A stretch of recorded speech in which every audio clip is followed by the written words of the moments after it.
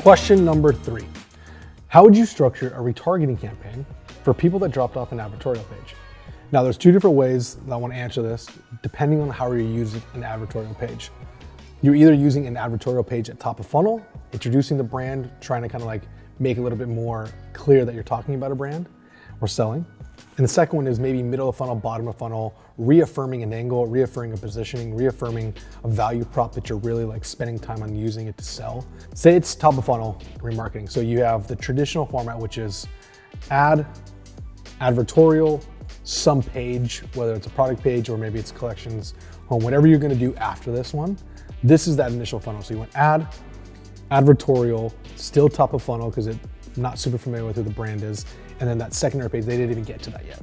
So in Facebook, what you're choosing is you're gonna choose to do just that URL, pull that URL string, make a custom audience out of that. If you're not spending a significant amount of money, just go 30 days, keep it nice and easy and simple. Take that 30-day audience of that specific URL from that advertorial page, and then that's the remarketing campaign you're gonna be building it. That's the retargeting campaign. And the ad itself is something we probably wanna talk about. I would go with a shorter 2-second, 3-second, maybe a 5-second max GIF, or an image that's just specifically highlighting the selling prop or the reason why they would read that advertorial. So something clear, straight to the point, simple for them to regurgitate or take in super simply, and then kind of drop them onto the page that they were intended to be on. Now say it's not as effective or it's not converting like it needs to be. So what does the audience structure look like? Maybe it's middle of funnel at this point. You're gonna go ad, advertorial, and that page that they land on after the advertorial.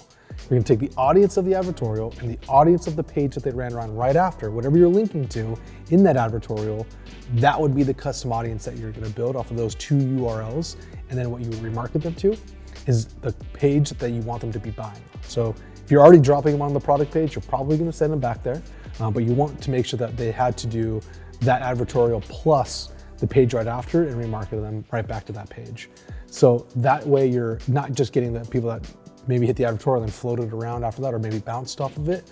You're actually getting the advertorial page and then some of that actually hit your website or that specific page on your website. If you, like us, when we create an advertorial, it's around a specific persona or idea or concept or selling proposition. So that ad is extremely congruent.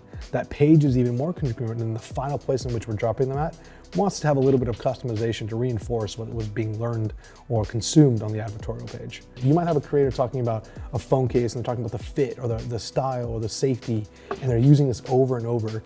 And especially if there's something that they're speaking to on it, maybe it's a UGC YouTube video, or if it's something on Instagram specifically, get those common words they're using and let that be the reason why you're writing it on the product page, because it's familiar, it's custom, it's something that really, really resonates with the consumer base. And then if that is like, hey, I can't find too many of these, go look at your feedback, go look at Amazon reviews, go look at some of your competitors, what words are being used most frequently. And there's another YouTube video you probably could find, but I talked about building a word cloud and building up this avatar, and then from the avatar, you're able to build out specific word copy, but I'll talk about that another time. We already did a video on that. Question number 4. One of the biggest hurdles with some of these more evolved strategies post iOS 14 is the impact of the new 7-day attribution window in Ads Manager. This lead gen or landing page strategy is extremely credible, especially as you lead up into big moments like Black Friday with the CPMs you have on the horizon. With the new 7-day attribution window, I would guess that a lot of sales like this, using this strategy, wouldn't show in the Business Manager. How are you guys measuring and tracking attribution? Now, this is a big answer around what Facebook has done in terms of what the impact of iOS 14 currently is, which I have a little bit of foreshadowing. 2022 should be a better year. I got stats on that. I'll make another video on that shortly, but stay tuned for that. Facebook used to have a 28-day attribution window, which you could see movement in the ad account, movement in the decision-making up to 28 days. There are ways of making decisions. Now, it isn't like they used to be where you can log in the ad account and move forward. If you're making attribution decisions or calls on attribution for your business based on Facebook's Ads Manager, you were already doing it wrong. Facebook, like other channels like Snapchat, like Google, like all these other ones out there, have their own way of claiming credit for a conversion. It's your job to discern what role each of these platforms have in your advertising journey, in that consumer journey of consuming or potentially purchasing your product.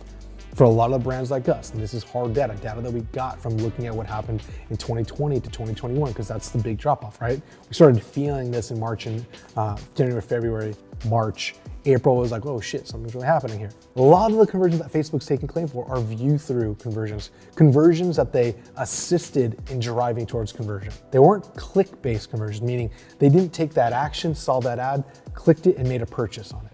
I really want us to understand this. You're looking at a 1-day view, 7-day view, 7-day click, used to have that 28-day click. There were different ways of viewing the impact of an ad.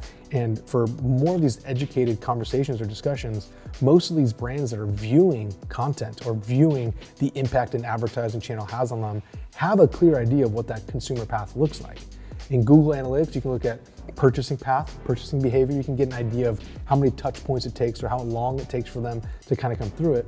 Or you can talk about a tool that I'll go right here is what we're using to make decisions in Facebook and in secondary or third-party tools, what we call it. Understanding that the impact that Facebook, you can't make decisions in this platform like we want. So we can't do what we call day trading the account.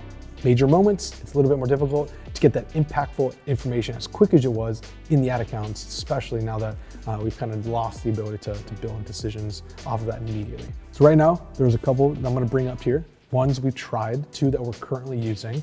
But overall, you do your own research, find a tool that works best for you, especially in your price range. But 2 tools that we have are ones called Triple Whale Pixel and then NorthBeam.io.